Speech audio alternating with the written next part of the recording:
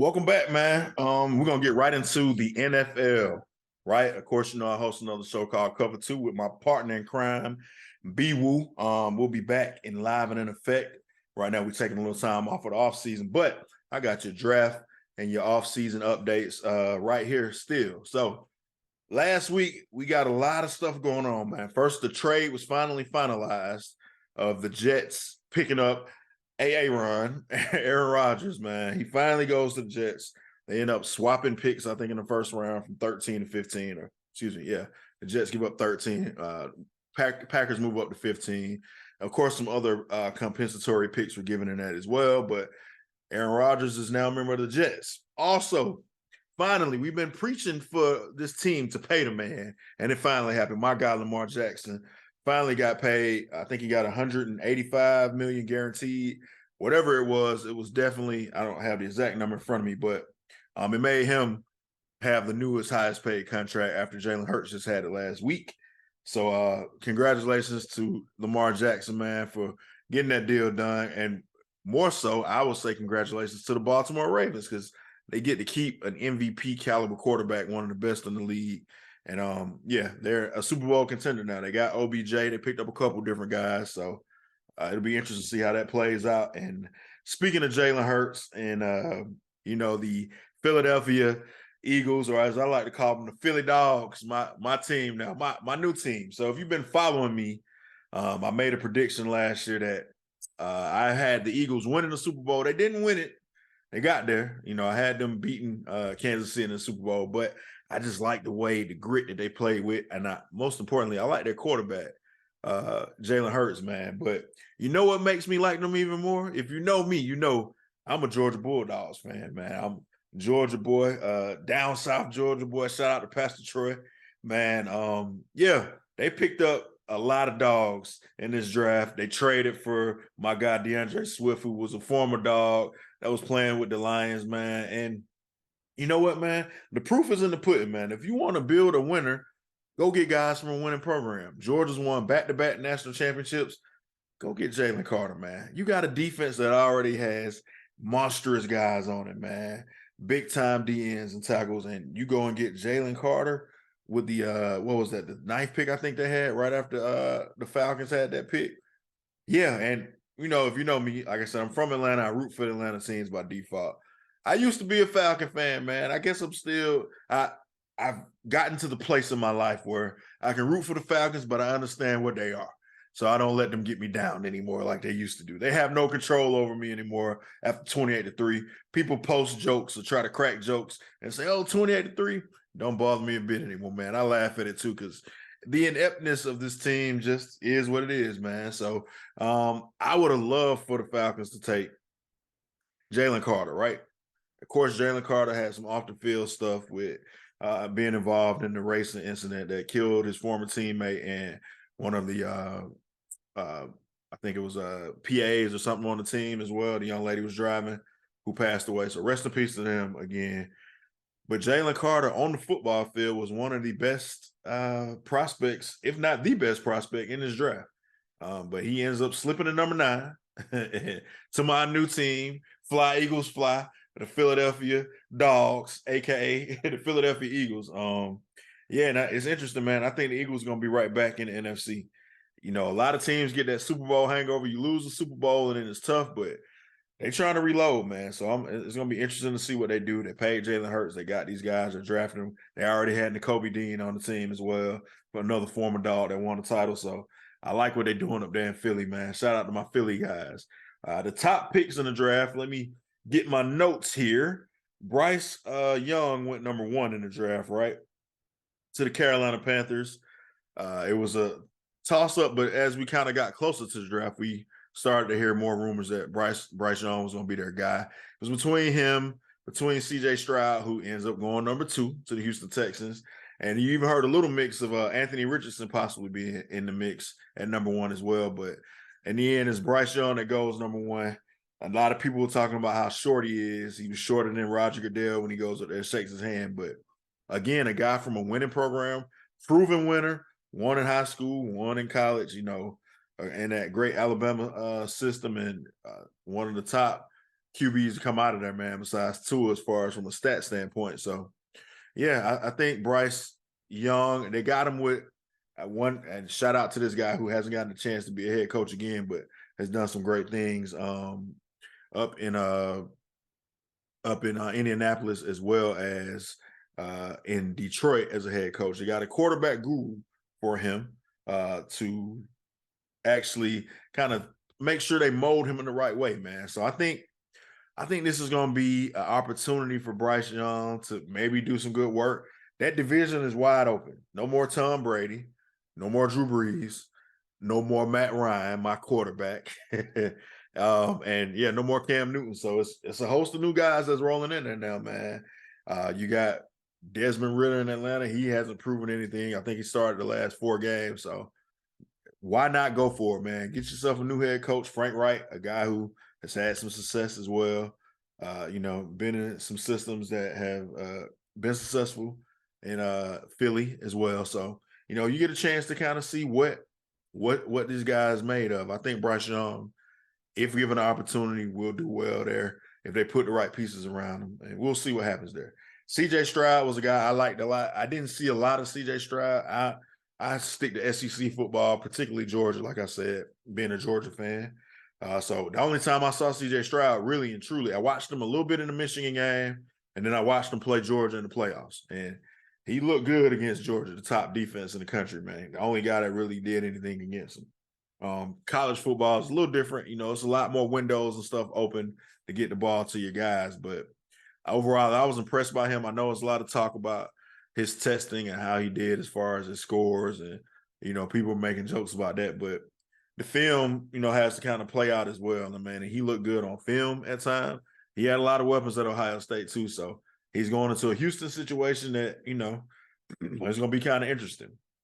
The number 3 pick, Houston actually traded back up with Arizona, and they took Will Anderson from Alabama, another winning program guy. You get these guys in these programs who have done well, and they end up getting their guy. So some toss up about would they take a quarterback or would they take Will Anderson. Shout out to D'Amico Ryans. He gets both of his guys, I guess. They get the quarterback and the defensive player at 2 and 3.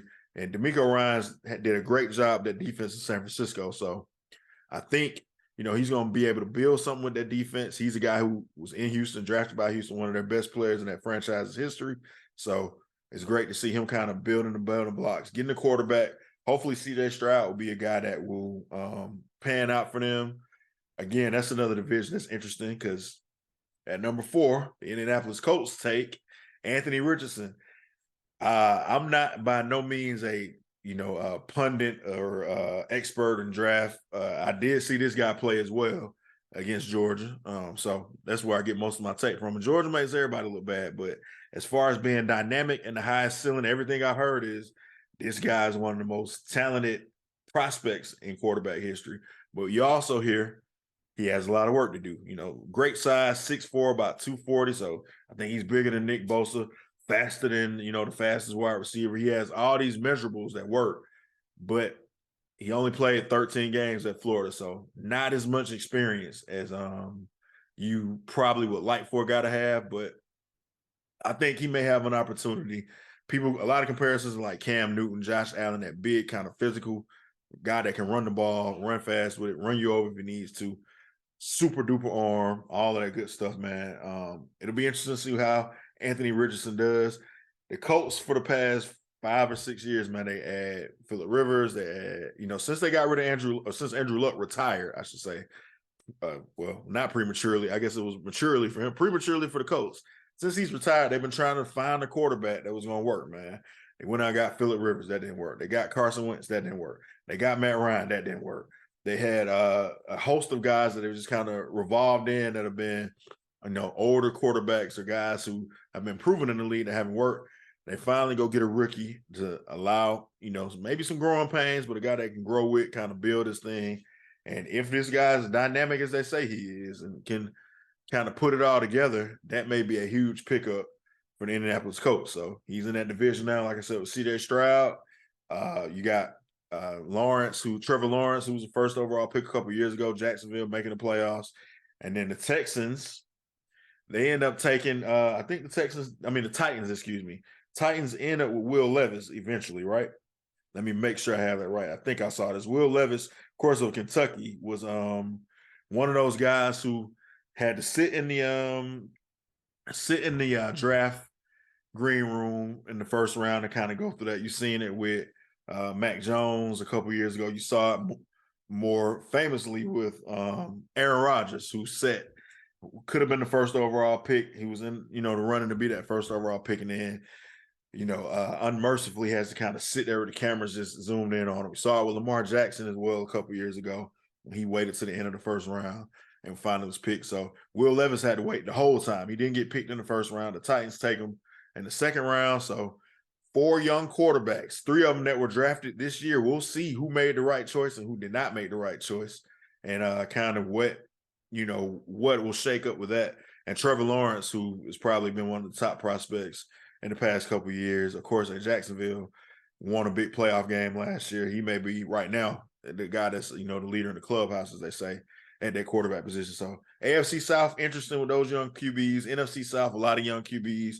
We're kind of getting to the point in NFL where I guess Aaron Rodgers maybe is like the last of the old guard. You got Big Ben who's gone, Brady's gone, Eli Manning's gone, like all these guys who were for so long, 10, 15, 20 years, where Brady kind of were the staples in the NFL. Drew Brees, Matt Ryan, I don't think has been picked up by anybody yet. So that old guard of quarterback is kind of going out. Now you got the Pat Mahomes who are kind of coming into their prime. Pat came in his prime, though, winning, but Pat Mahomes, Josh Allen, Lamar Jackson, those are the QBs now that are kind of the cream of the crop in the QB class, and the guys that will take us for the next 5 to 10 years. But these young guys who are drafted, we'll start maybe kind of seeing them creep up in the next 4 or 5 years to see what they got. Comment below. Let me know what you think about what your team did. Now, and I have to talk about the Falcons. I'm contractually obligated to talk about the Atlanta Falcons, right? I wanted them to take Jalen Carter, like I said early on. I'll just be truthful. I'm not sold on Desmond Ridder. I guess Terry Fontenot and Arthur Smith are. We'll see. They're going to get the keys to him and see. It would be interesting if they would have maybe tried to make a play for Lamar Jackson, but Arthur Blank shot that down, even after he tried to give Deshaun Watson a contract or trade for him. Go figure. But, Atlanta teams are going to do Atlanta things, man. So they take Bijan Robinson, and this is no knock on Bijan Robinson because I understand that this young man is a very excellent running back, right? However, the Falcons drafted a running back in the 3rd round, I think last year, 4th round, Algieri, who was great for them last year. And you have Cordero Patterson, who was also in the running game. It was great for them last year. Your running game was one of the top running games in the league. You didn't necessarily need to take a running back at 8 when people aren't doing this. Now, I'm all for zigging when other people zag or zagging when people zig or whatever you want to call it, but maybe they could have traded now. I think they were worried maybe that Philly would take them because Philly was looking at a running back. I think Miles Sanders left them in the offseason. I can't recall what team he went to, but yeah, man, I don't know about taking a quarterback at 8. Much like taking a tight end at 4. Much like drafting a wide receiver at 5 after taking that tight end at 4. And, maybe they have their version of the triplets without a real quarterback, in my opinion, though. So you got Drake London at wide receiver now. You got Kyle Pitts at tight end. You got Bijan Robinson, all these great dynamic athletes, guys who were, the top position player taken in their class in the draft by the Falcons. But what will this be? It could work out. I mean, it could work out. And they made a lot of moves in the offseason defensively. They added Calais Campbell. You already got Grady Jarrett. I think that would have been a great opportunity to bring in Jalen Carter to learn under those 2 proven veterans. Now, maybe the fear was Jalen Carter has some off-the-field stuff, and he's a Georgia guy. We want to maybe not try to pick up a guy who's close to home, who may still be distracted. I don't know, but, sometimes, people may take this the wrong way. Football it's a sport that you got to have a little edge to play the game, man. You banging your head every 5 seconds into another 300-pound man. You got to have a little bit of edge. So you want some guys with a little bit of, and, I would, like I said, would have liked to see Jalen Carter, like I said, from what I understand, Bijan Robinson is a great player, and he may do well for the Falcons. I just don't think running back was a position of need, but we'll see what happens, man. It'll be very interesting to see how this all shakes out. Like I said, I'm not doing any draft grades right now. Maybe later on, as this basketball stuff plays out, we get back into football mode and before training camp. So I'll give you guys a view of what I think each team has done this offseason. Myself and B Woo will be back in the mix with Cover 2. Check us out on our Cover 2 channel as well. Cover 2 will be when Earl Knows It All. If you haven't liked and subscribed to that, like and subscribe, as well as you can do here with Earl Knows It All, like and subscribe. But that's my draft recap, man. My recap in this week in the NFL per se. Let me know what you think, man. Comment below and tell me, like I said, what you think your team did. I'm a Philly Bulldog now, baby. Philly, South Philly in the building. I feel like Freeway. I may have to grow my beard out like the Philly dudes do, man, and just, say early or whatever. I don't know, man. But I'm a Philly Bulldog now, man. This is my team this year. I do reserve the right, however, to jump ship and say that I'm on another team. I just want y'all to know that. I'm fickle like that, man, when it comes to football. So I'm just going to be real with you. They made me this way. Blame the Falcons. But anyway, man, that's my take on this week in the NFL and the draft, my draft recap. Thank y'all for watching, man. Stay tuned. Earl Knows It All.